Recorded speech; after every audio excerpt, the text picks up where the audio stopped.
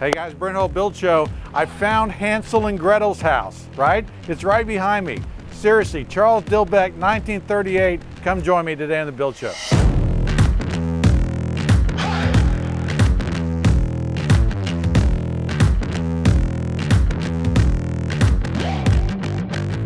All right, so what Charles Dilbeck is known for, he's a regional architect. He started in Tulsa. He came down to Dallas and Fort Worth. There's a number of projects in Dallas, Fort Worth that look like Dilbeck's, right? And that's that storybook style that was popular in the 20s and the 30s. Coming out of Hollywood, there was a style of creating these magical spaces, and this is certainly one of them.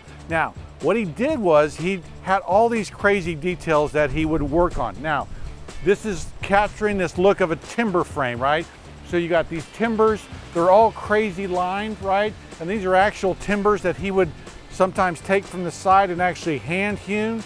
But you see how the bricks are laid up in here, right? That they're broken, that there's all different styles. They're not clean and crisp like you might see sometimes on an English Tudor house, okay? So it's capturing that storybook feeling. Leaded glass windows. What you're going to notice, we're about to do a big restoration on this. We're going to clean up and fix all these windows. He was basically capturing a scale and as if this house was a farmhouse made by an unskilled craftsman so that they have a cottage look. One of the other things is that you have all these nooks and spaces. For instance, you've got a planked door there, this little bench area, these heavy cedar shakes on the wall. That's actually what the original roof would have been. It's charming, it looks cool, but it's not the front door. It's actually a side entrance into the study. So we're capturing all these details that really make it look like it was built onto a number of different times. It really captures a mood and a spirit that's like, where am I? We've got all these great details on the outside.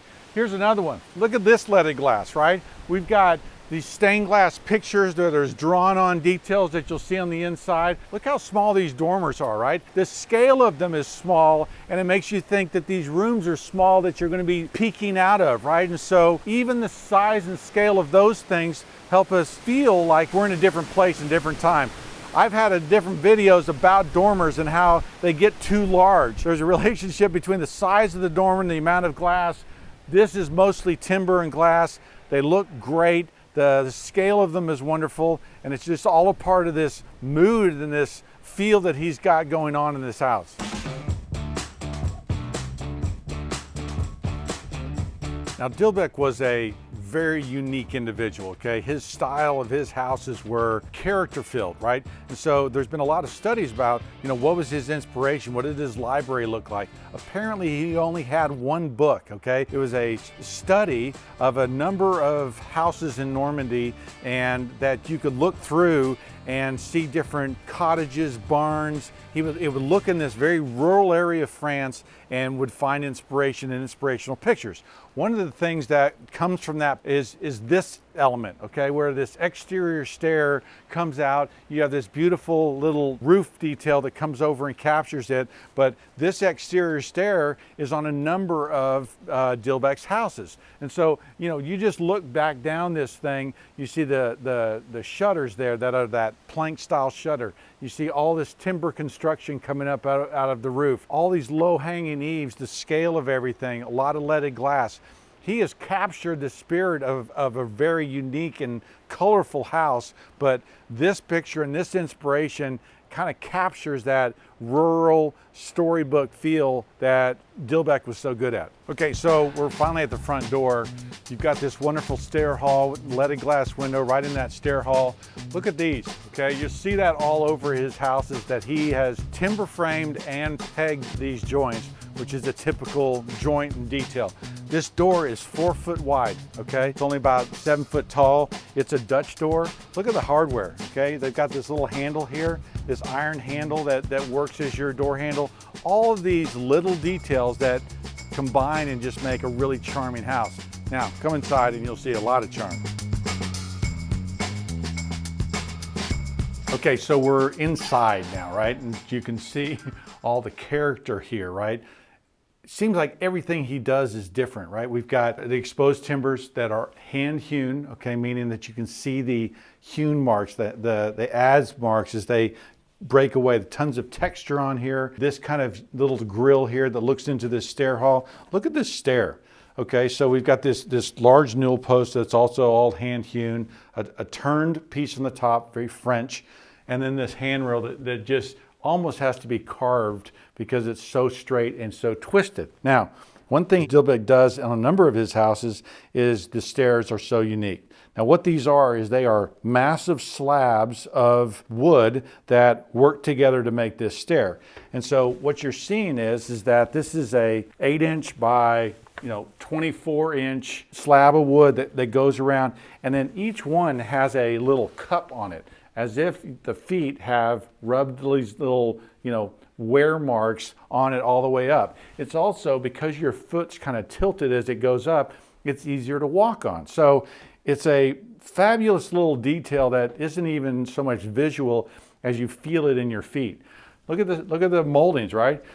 All it is a little half round, right? Me who loves moldings and details, right? It's not really a big millwork house, but you see the timbers and the structure almost become the defining architectural features and the defining details. Step downs happen quite a bit in this house. We go from this brick, would have been an interior thing, to these wood. The wood is wide planked, it's random widths. We've got light on both sides. They're casement windows, which is typical of that kind of French style. Again, timbers in the ceiling. And then I gotta show you this fireplace. It is the bomb. There's so many great details in this house. It's kind of hard to say this one's the best, but this one's really good. His fireplaces are made with ballast brick. Now, ballast brick would be brick that was used in the bottom of the ship as a weight, okay, to help balance out the ship's weight, okay? So that's ballast brick. This is ballast brick, so it's a solid brick that's kind of rubbed over on the corners and things like that. You've got these cooking arms in here as if it was an old cooking stove, right? That harkens back to that early cottage feel. You have all these shelves. There's little indentations and things where if you were cooking, you might put, the beans up on there, let it kind of stay warm but not get hot, right? And so you've got a real working cooking stove. We've got details like this, right?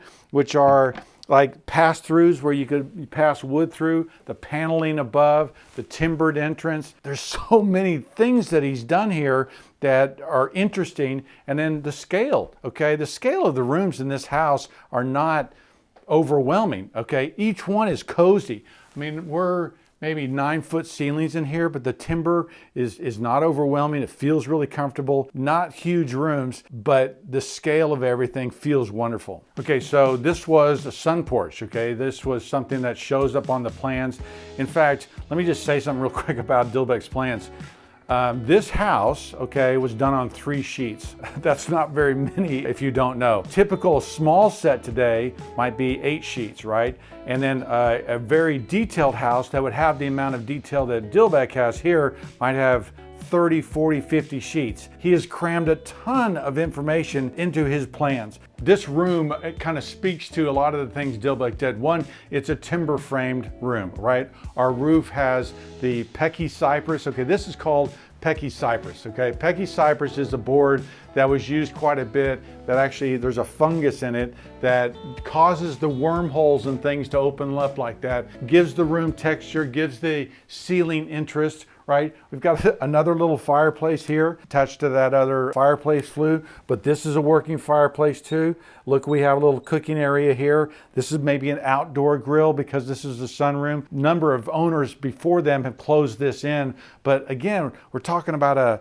14 by 16 foot space, tons of light, really captures the mood of this house. Another awesome space.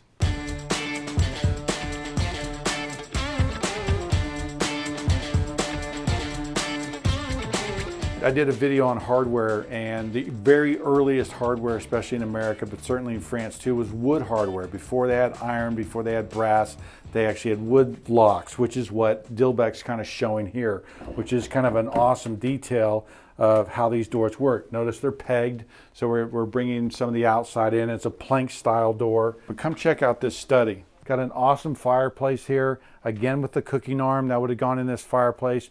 We've got leaded glass windows. This is the other side of those windows I was showing you, right? And then this Dutch door, right? So we've got a leaded glass Dutch door that goes to that outside porch.